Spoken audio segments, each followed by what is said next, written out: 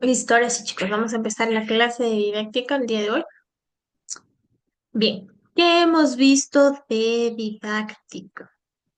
Lo que nosotros hemos revisado ha sido el tema uno y el tema 2, fundamentos teóricos de la didáctica y el diseño curricular, que fue lo que vimos la semana pasada. El día de hoy vamos a ver métodos y estrategias de enseñanza, ¿sí? Métodos y estrategias de enseñanza. ¿En qué parte del currículo se aplica esto? Recordemos que los elementos del currículo habíamos visto que son cinco: objetivos, contenidos, metodologías, recursos y evaluación. ¿Sí? Cinco. Y los métodos y estrategias se aplican en el tercero, que es la metodología. Yo les había dicho que ese es el corazón de la planificación, del plan de clase, etcétera, ¿no es cierto? Entonces, ahí es donde aplicamos esta parte, ¿ok? Métodos y estrategias. ¿Listo? Tenemos, si usted consulta en Google, tenemos cantidad de métodos y estrategias, ¿sí? Un montón, montón. En educación, los métodos y las estrategias de enseñanza son fundamentales para organizar y guiar el proceso de enseñanza-aprendizaje, ¿sí? Aunque estos estén relacionados, claro que tienen significados y funciones diferentes también, las enseñanzas y los métodos. Entonces, vamos primero. ¿Qué es un método? ¿Sí? Porque primero tenemos que identificar método y enseñanza, ¿sí? Están relacionados, pero cada uno tiene un concepto diferente, ¿sí? Entonces, un método. ¿Qué es un método? Un enfoque general, ¿sí? O caminos en las que el docente sigue para organizar y guiar el proceso de enseñanza-aprendizaje, ¿sí? Tiene características como, por ejemplo, son globales y generales, ¿sí? Se basan en teorías pedagógicas, y en la planificación y el desarrollo de la clase también, y pueden ser rígidos o pueden ser flexibles también, según el modelo pedagógico que usted elija, ¿sí? Que lo de los modelos pedagógicos ya habíamos revisado, ¿sí? Entonces tenemos varios tipos de métodos de enseñanza. Tenemos el método tradicional y el magistral, que es el expositivo. Entonces, vamos ahí en esta parte, voy a compartirles pantalla de las diapositivas que usted va a encontrar.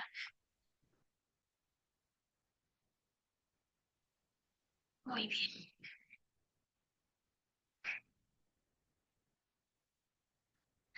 listo. Entonces, como habíamos visto, metodología, ¿no? El camino que usted debe seguir para que facilite el proceso de enseñanza-aprendizaje. Entonces tenemos el primero, método tradicional, o que se conoce como la clase magistral, ¿sí?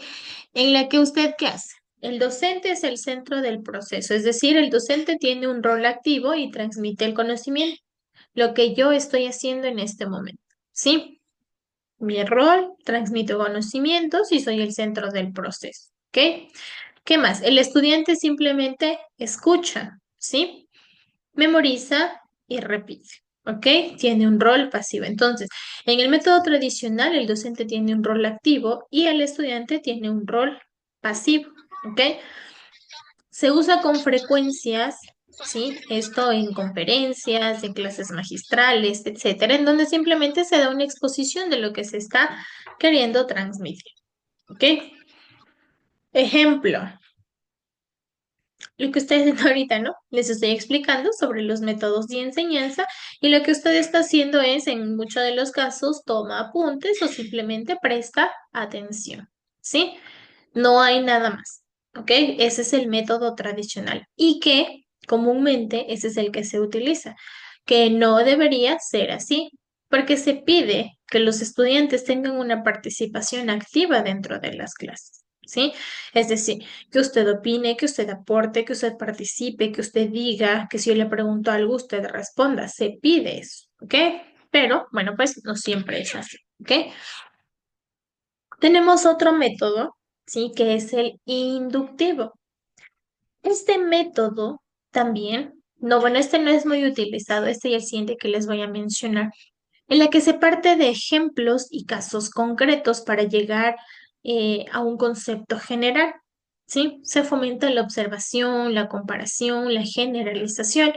Por ejemplo, si estamos viendo en la materia de lenguaje el tema de los poemas, dice, estamos con los niños viendo los poemas y los estudiantes empiezan a analizar varios poemas, ¿sí? Y después, ¿sí? Concluyen que es una metáfora. Sí, sabemos que una metáfora es una comparación entre elementos que son reales y entre elementos que son ficticios, ¿ya? Primero hizo el ejercicio de analizar y después llegó a la conclusión de que una metáfora es una comparación, ¿sí? Entonces, el inductivo parte de los ejemplos para llegar a algo general, que lo suele hacer en clases muchas de las veces, sí. ¿Qué? El método deductivo es todo lo contrario, ¿sí? Parte de los conceptos generales para llegar a los casos específicos. Por ejemplo, el profesor, ¿sí? Les está explicando los tiempos del verbo, presente, pasado y futuro. Y luego los estudiantes hacen ejemplos. Haga una oración en presente, haga una oración en pasado, haga una oración en futuro.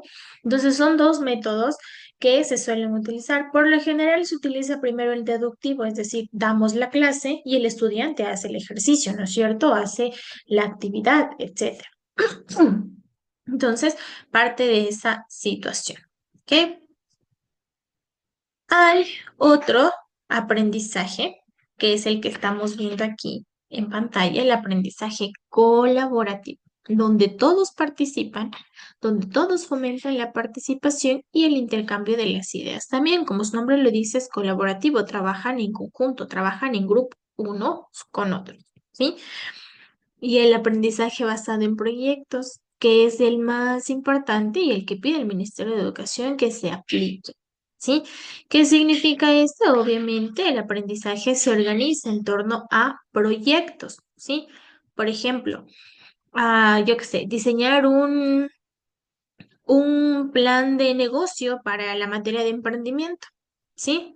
Entonces, ahí voy haciendo el proyecto que genere y que complemente los conocimientos que mi estudiante tiene para que se reflejen en ese proyecto, ¿sí? Entonces, es algo más complejo, ¿sí? Es lo que se pide últimamente, trabajar en base a proyectos. Y, como último, enseñanza personalizada, ¿ok? Cuando yo aplico una enseñanza personalizada, cuando veo que alguno de mis estudiantes tiene una condición específica, necesita un refuerzo extra o a su vez es un estudiante que está muy avanzado para el curso en el que está, necesita más refuerzos, necesita seguir aprendiendo de diferente manera, entonces ahí va. Se adapta el estilo y ritmo según las necesidades del estudiante. Hay casos y casos, no solo cuando un estudiante no cumple con todos los requisitos o tiene alguna condición, ¿sí? No tiene que ver solo con eso, sino cuando alguien también está muy avanzado y dice, pero profe, los demás ya terminaron y los demás siguen haciendo y yo aún no termino y yo ya acabé y ese tema ya me sé, póngame otra cosa. Entonces ahí empieza usted también a utilizar la enseñanza personalizada, ¿sí? Entonces, ¿qué ventajas y desventajas tiene cada uno de estos métodos? ¿Qué? Primero, en la clase magistral, una de las ventajas es que, claro, hay una buena transmisión de conocimientos. ¿A través de qué? Usted en la exposición, usted preparó unas diapositivas, usted preparó carteles, etcétera. Transmite conocimientos. Pero, ¿cuál es la desventaja? Lo que nos pasa a nosotros en este momento, ¿no es cierto? Hay poca interacción con el estudiante. Yo no sé si usted me está entendiendo, si usted está atento, si usted está pensando en qué va a ser de almuerzo, ya se quiere ir a la casa, muchas cosas, ¿no es cierto? Hay esa desventaja. ¿Ok? Entonces, por eso no es muy recomendable utilizar esta clase magistral, porque no hay mucha interacción docente-estudiante, estudiante-docente, docente-estudiante. ¿Cuándo se hace activo este método magistral? Cuando el estudiante pasa a ser activo en lugar de pasivo. Es decir, usted pregunta, usted participa, usted interactúa, usted pregunta. Ahí esta clase cobra sentido. Mientras tanto, no. ¿Ok? El aprendizaje colaborativo. Ventajas, la más importante, ¿no? Aprendemos a trabajar en equipo. ¿Ok? Esa es la más importante. Pero una de las desventajas es que posiblemente haya desigualdades en la participación y el rendimiento individual, que es lo que pasa en la mayoría de los casos. Hacen trabajo en grupo, ¿no es cierto? 5 personas, grupos de 5 van a trabajar y hacer este proyecto. Pasa que solo 2 trabajan y el resto no hace nada. A la final, la nota es para todos, dicen, ¿no es cierto? Entonces ahí vemos, no, pero qué injusto, pero es que debería ser diferente, es que Juanito no hizo nada, él solo puso para las colas, es que no, él no... Empezamos a hacer esa parte, ¿no es cierto? Entonces, importante que cuando trabajemos en equipo sepamos designar actividades. Muy bien, tú vas a hacer esto, tú tienes que hacer esto, tú haces esto. Cada uno sabe la parte del trabajo que le corresponde hacer, ¿ok? Entonces, saber que, claro, si ya pongo a un grupo de 5, ya es mucho. Trabajen máximo entre 3 personas, en parejas, dependiendo de la extensión del trabajo. Ya depende mucho de la actividad que usted como docente vaya a poner a los estudiantes para evitarse esta desigualdad de que el uno no hizo, yo hice todo y a la final la nota es de los dos, ¿no es cierto? Entonces, para evitarnos eso, siempre es importante visualizar qué tan extenso es el trabajo y qué actividades puedo designar a cada uno. ¿Ok? A veces por esos comentarios de que no, es que mejor individual porque uno hace, los demás copian, etcétera, etcétera, es importante designar actividades, ¿ok? Y ver la extensión del trabajo. Luego viene el aprendizaje en proyectos. ¿Qué ventaja tiene esto? Obviamente la aplicación práctica del conocimiento que ya adquirió mi estudiante. Después de tal vez una buena clase magistral, vamos al aprendizaje basado en proyectos, ¿sí? Pero, ¿cuál es la desventaja? Que se requiere mayor dedicación y recursos, porque al ser un proyecto, ¿sí? Se espera presentar, como su nombre mismo lo dice, un proyecto grande, ¿no es cierto? Por ejemplo, la mayoría habla de proyectos interdisciplinarios, que es lo que se trabaja en los colegios. Entonces, ¿qué significa este proyecto interdisciplinario? En las que las 4 materias principales o las que puedan intervenir en este proyecto participen, ¿cierto? Lenguaje, matemáticas, naturales, sociales, educación física, artística, etcétera. ¿Sí? Entre todas esas materias se hace un solo proyecto, mayor dedicación y recursos, ¿no es cierto? Al final mi proyecto es que presenten una guía turística sobre los lugares más visitados de la Amazonía, ejemplo, ¿cierto? Entonces, ¿hay qué materias intervienen? Yo digo a lenguaje, porque a la final tienen que exponer ese flyer.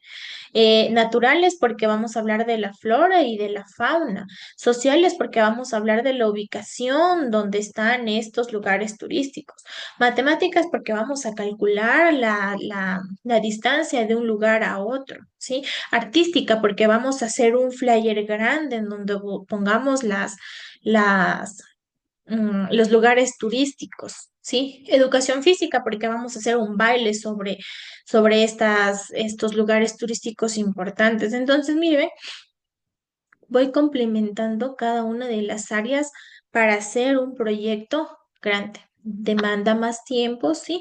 Y más recursos también. ¿Ok? Por eso estos proyectos se los hace casi al final del trimestre, se presenta un proyecto, uno en el año, ¿sí? Es recomendable porque debe ser un proyecto bien elaborado, ¿ok? Y al final, la enseñanza personalizada. ¿Qué quiere decir esto? Ventajas, la atención individual y que se adapta a las necesidades de cada estudiante, ¿sí? Me centro en las necesidades que tiene Juanito y digo, esto tengo que aplicar para ayudarle a adquirir el conocimiento. Ojo, no cambia el objetivo, no cambia la destreza. Tiene que ser la misma, simplemente aplico otra metodología, otra estrategia, otra herramienta, otra técnica para ayudar a cubrir sus necesidades. Desventajas para el docente requiere mayor tiempo porque usted tiene que preparar más material, tiene que preparar otros tipos de instrumentos. Entonces demanda mucho tiempo y recursos también. ¿Ok? Todas estas metodologías usted las puede aplicar dependiendo el tema, el contenido que usted vaya a dictar. ¿Sí? No vaya con los ojos cerrados, hoy voy a hacer este. No. ¿Sí?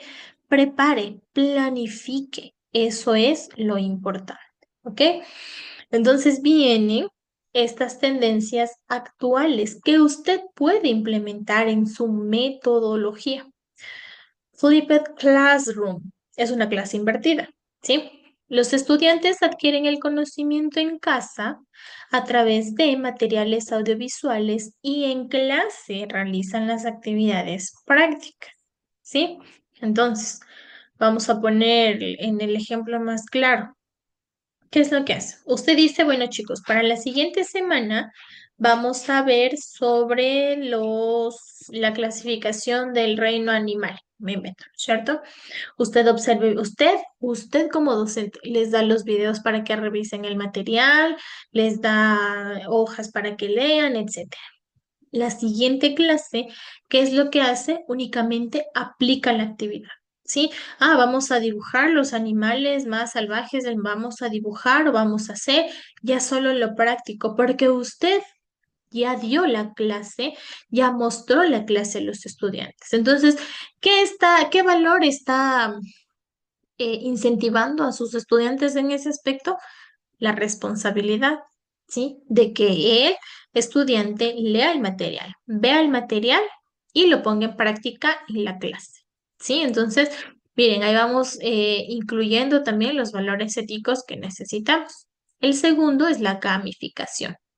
¿Qué significa gamificación? Juegos. Los niños aprenden jugando, ¿sí? ¿Qué me permite esto? Motivar y mejorar la participación de los estudiantes, ¿sí? Entonces, a través del juego, los niños también aprenden, ¿sí? Entonces, es importante que usted diga, muy bien, a ver, ¿qué juego voy a hacer para hacer, me invento la retroalimentación de la clase anterior? Entonces, usted dice, vamos a jugar tingo, tingo, tango. ¿Cierto? Entonces, el que se queda con la pelotita le voy haciendo preguntas. Un juego. Aprenden jugando. ¿Sí? Entonces, eso es importante también. Aplique la gamificación, que es un método muy importante. Y el aprendizaje basado en competencias, poder desarrollar cada una de las habilidades y conocimientos en situaciones reales. ¿Sí? Todos los problemas deben ser basados en la realidad. ¿Ok? No puedo inventarme ninguna situación porque recuerden que siempre les van a preguntar, pero ¿y para qué me sirve esto? ¿De qué me va a servir? Cuando sea grande no voy a utilizar esto, es que yo voy a seguir esto y no voy a utilizar, es que esto no me va a servir, es que yo no sé para qué me dieron yo qué sé, factoreo ahorita no utilizo. Yo no sé para qué me explicaron, yo qué sé, a todas las provincias y ni siquiera voy a necesitar cosas que van a decir los chicos, pero usted debe siempre dar la razón. Para eso está el aprendizaje basado en competencias, situaciones reales. Alguna vez vas a ocupar para esto, mira, te va a pasar esto y vas a tener que hacer esto. Cosas que tenemos que explicar a nuestros estudiantes, ¿sí? Y antes de pasar a las estrategias, ¿qué es una estrategia? Acordémonos que habíamos dicho que métodos y estrategias están relacionados, pero son diferentes, ¿no es cierto? Entonces, ¿qué es una estrategia? Las acciones, ¿sí? Que utiliza usted como docente para facilitar el aprendizaje. Estas son ya más concretas, estas son más prácticas, ¿sí? Y las estrategias forman parte de la metodología. La metodología es la grande y las estrategias son lo que forma parte. ¿Sí? Entonces, ¿qué características tienen las estrategias? Se aplican en momentos específicos de la clase, ¿sí? Puede combinarse dentro de un método, se adaptan según el nivel de los estudiantes también. Si usted está dando a tercero, a cuarto, usted va adaptando, ¿sí? Y puede ser técnicas, actividades, estrategias, planificaciones más amplias, ¿ok? Importante. Entonces, ¿qué tipos de estrategias puedo yo utilizar? Estrategias expositivas, de indagación, colaborativas, ¿sí? ¿Qué significan esas? Por ejemplo, las estrategias expositivas, ¿no es cierto? Presenta el profesor el tema guiando por un proceso. Por ejemplo, cuando usted utiliza las diapositivas para explicar un tema, tan simple, estrategia expositiva. De indagación, usted como docente fomenta la indagación y el descubrimiento. Entonces, ¿qué hace? Usted en la clase dice, a ver, hagan una investigación sobre el ecosistema. Muy bien. Indagación es estrategia, ¿sí? Colaborativas, trabajo en equipo. Por ejemplo, que usted llegue a la clase y diga, muy bien, los ejercicios que están en la pizarra van a trabajar en parejas, ¿sí? Método colaborativo. Hay uno que también es de andamiaje, se le llama, donde el docente guía al estudiante de manera gradual, reduciendo el apoyo conforme avance. Es decir, usted está ahí presente, pero mientras el estudiante va avanzando, usted se va retrocediendo. Por ejemplo, en una redacción, ¿no es cierto? Cuando se hace una redacción, primero se da un esquema, luego ejemplos y finalmente se pide un texto propio, un texto largo. Entonces vamos en el paso a paso. El andamiaje es el docente tiene que estar ahí paso a paso con el estudiante, ¿sí? Las metacognitivas. El estudiante, ¿sí? Enseñan a los estudiantes a planificar, a evaluar su propio aprendizaje. ¿Les ha pasado que a veces en alguna situación usted dice, el docente alguna vez le dijo, a ver, va a haber prueba, pero ustedes mismos hagan las preguntas? Entonces usted está haciendo las preguntas, le dice, profe, aquí están mis 5 preguntas y el docente toma de esas preguntas y le toma la prueba. Las mismas, las que usted hace, metacognitivas, ¿sí? Y las lúdicas, que tiene que ver mucho con la gamificación, ¿sí? Juegos, dinámicas. Por ejemplo, me invento. Recuerde que usted tiene que integrar la tecnología. Ahora, si no puede aplicar o integrar la tecnología por diferentes situaciones, entonces el juego está bien, ¿no es cierto? Si usted quiere integrar tecnología, me invento, usted dice un concurso de preguntas como las de Kahoot, ¿sí? Para repasar conceptos para un examen, ¿sí? Ay, vamos a ir haciendo un juego así. ¿Quién quiere ser millonario con preguntas, no es cierto?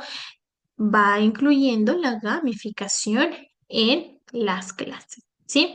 Y el uso de herramientas tecnológicas, recuerde que es importante. Lo que van a hacer ahora, por ejemplo, que yo les pongo un foro sobre la clase del día de hoy para que ustedes apliquen, para que ustedes estudien, para yo ver si entendieron o no el tema. ¿Sí? Entonces, mire que es muy importante cada uno de estos elementos, ¿sí? Entonces, mire, aquí tenemos las estrategias, ¿sí? Actividades prácticas, todo a través de ejercicios prácticos, ¿sí? Evaluación formativa, la retroalimentación. No se olvide de retroalimentar, eso es muy importante. Y el aprendizaje significativo, relacionar los conceptos que mi estudiante ya sabe con los que yo le estoy enseñando. ¿Sí? Importante. Y luego tenemos el aprendizaje. ¿Sí? La evaluación del aprendizaje, lo que habíamos visto, evaluación tradicional. ¿Cómo? Recuerde que usted para saber si su estudiante está entendiendo y comprendiendo, ¿qué tiene que hacer? Una prueba, ¿no es cierto? Una evaluación. Entonces tenemos dos tipos de evaluaciones, la evaluación tradicional y la auténtica. La evaluación tradicional, obviamente una hojita, saque una hojita, lección, le dicto las preguntas y listo. Esa es la tradicional. Y las que son teóricas, ¿qué es el ecosistema? A ver, díganme los animales salvajes. Ya, conocimiento, pero vaya un poquito más allá. Póngalo a través de proyectos, ¿no es cierto? Miren, en el tema de naturales, yo puedo decir, supongamos que estamos viendo la clasificación de plantas medicinales, ornamentales, etcétera, etcétera, ¿no es cierto? Una pregunta teórica, ¿cuál podría ser? Deme 5 ejemplos de plantas medicinales. Entonces el estudiante le va a decir, me invento, horchata, orégano, manzanilla, a ver, muchas más. Pero ¿cómo puede ser la misma pregunta de diferente manera para ser práctica? Yo digo, Manuel le duele la panza, le duele la barriguita, porque se comió algo que le cayó mal. Le dice a la mamá, mamita, me duele la barriga. Entonces le dice, ¿qué me puedo tomar para el dolor de la barriga?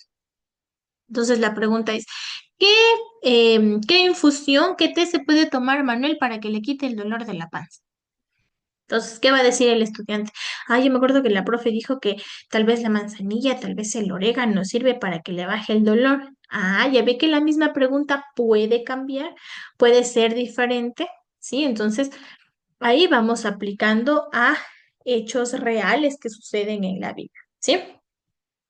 Y al final, recuerde, importante, la aplicación de métodos y estrategias son importantes eh, para nosotros generar un ambiente flexible dentro del aula, un feedback constructivo, ¿sí? ¿Eso qué quiere decir? Bueno, pues activar los conocimientos y el aprendizaje activo también, ¿sí? Dentro de estos dos, nosotros tenemos varias diferencias, ¿sí? Diferencias, pero que se aplican en una sola. Estos dos métodos y estrategias tienen relación. En las estrategias, por ejemplo, son componentes de los métodos, ¿no es cierto? Un método se materializa a través de diferentes estrategias, ¿sí? Un mismo método puede ampliar múltiples estrategias. Por ejemplo, un método activo puede incluir debates, simulaciones, proyectos. No es una camisa de fuerza, sino puede ser flexible. Las estrategias complementan también el método, ¿sí? Mientras el método indique cómo, qué, para qué, entonces se pueden complementar, ¿sí? Entonces es importante, ¿ok? Por ejemplo, ¿cómo yo puedo incluir métodos y estrategias en un aprendizaje basado en proyectos? ¿Sí? Veamos el ejemplo. Yo digo el método, usted dice, a ver, un ejercicio práctico de integración, método, aprendizaje por proyectos, aprendizaje basado en proyectos. Eso es lo que tienen que hacer los estudiantes, ¿no es cierto? ¿Cómo lo hago? Digo, un tema de cultura local, ¿no es cierto? Entonces, ¿cuáles son las estrategias que voy a utilizar para ese método? Una investigación en grupo, tal vez tienen que hacer una visita a algún museo, hacen una exposición, material para una exposición y hacen una presentación multimedia. 4 estrategias dentro del método de actividades de aprendizaje por proyectos, ¿sí? Entonces, ya ve cómo integramos todo en una sola. Entonces, ahí viene el desafío que usted tiene. Diseñar actividades, estar actualizado constantemente y evaluar, evaluar. No se olvide de evaluar. La evaluación es muy importante en este proceso. Si usted no evalúa, ¿sí? Si usted no evalúa, ¿cómo sabemos si estamos avanzando bien o no? ¿Sí? Y no una evaluación solo de conocimiento, sino que sus estudiantes sepan que, bueno, pues hay que hacer esto, tenemos que hacer esto, ¿ok? Entonces es importante tener en cuenta estas dos diferencias entre método y estrategia, sabiendo que los dos son lo mismo, pero que yo tengo que saber cómo, cuándo, dónde aplicar, ¿ok? Preguntas, preguntas, ¿no? ¿Cómo? ¿Cómo les veo? Que han estado desde la mañana, pobrecitos, sin descanso, ya se duermen. A ver, ¿qué es lo que vamos a hacer? La clase yo ya les expliqué, ¿sí? Inclusive les di un ejemplo de la metodología que yo apliqué, basado en proyectos, y utilicé las estrategias, ¿no es cierto? Dije, para este método de aplicación basado en proyectos, dije, utilicé, por ejemplo, un tema general, la cultura inca, me invento, ¿no es cierto? Ese es el tema del proyecto. Entonces, ¿cuáles son las estrategias que integré para este proyecto? Una investigación, una exposición de mis estudiantes, tienen que hacer una presentación en diapositivas, estrategias para ese proyecto. Entonces, ¿qué es lo que va a hacer usted? En este tiempito que tiene espacio, porque le voy a dejar para que usted haga la actividad y y el cuestionario que está en la plataforma, ¿ya? Usted ve en su plataforma el tema número 3, está un foro, ya le voy a habilitar ahorita el cuestionario número 3, ahí usted tiene. ¿Qué es lo que va a hacer? En el foro, bueno, el foro usted lo va a responder, pero la actividad, le voy a poner la tarea para que usted haga este momento, para que tiene tarea, no es que hora libre, me voy, no, tiene una tarea, ¿sí? Únicas de la clase. Listo. ¿Usted qué va a hacer? Usted va a elegir un método, ¿sí? Puede ser método, una clase magistral, pero prefiero que sea el mismo método para todos. Voy a hacerles más fácil la tarea, ¿ya? Vamos a utilizar el método de actividades por proyectos, ¿sí? Aprendizaje basado en proyectos, ¿ok? Ese va a ser el método.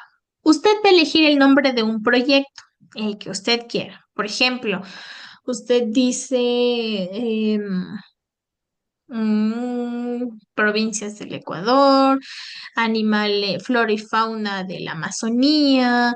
eh, Usted dice este un proyecto, poemas ecuatorianos, otro proyecto que diga conociendo, usted le va a poner un nombre a ese proyecto, ¿no? Yo qué sé, conociendo las ciudades de mi país, lugares turísticos del Ecuador, comida típica, la fauna de la Amazonía. Usted pone el nombre del proyecto, ¿ya?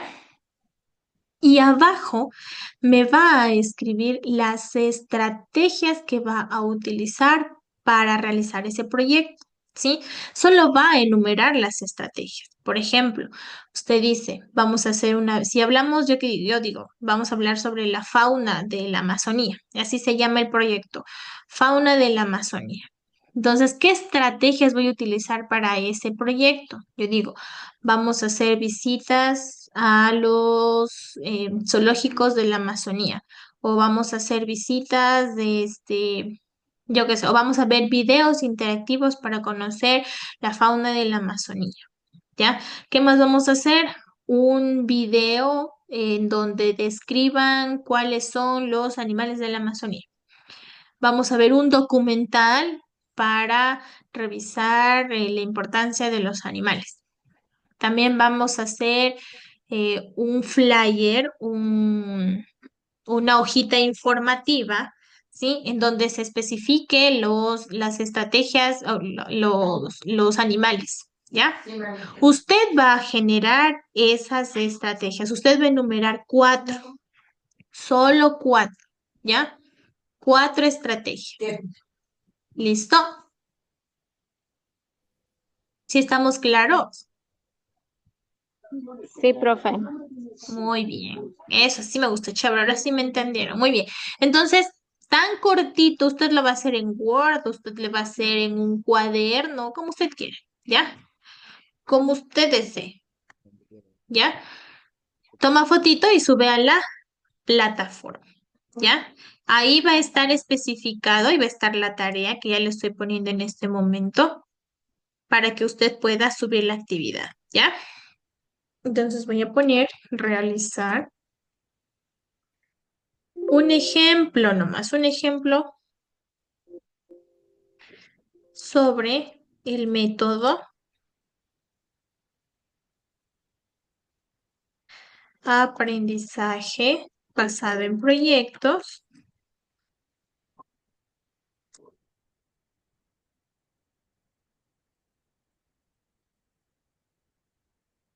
Va a poner el nombre del proyecto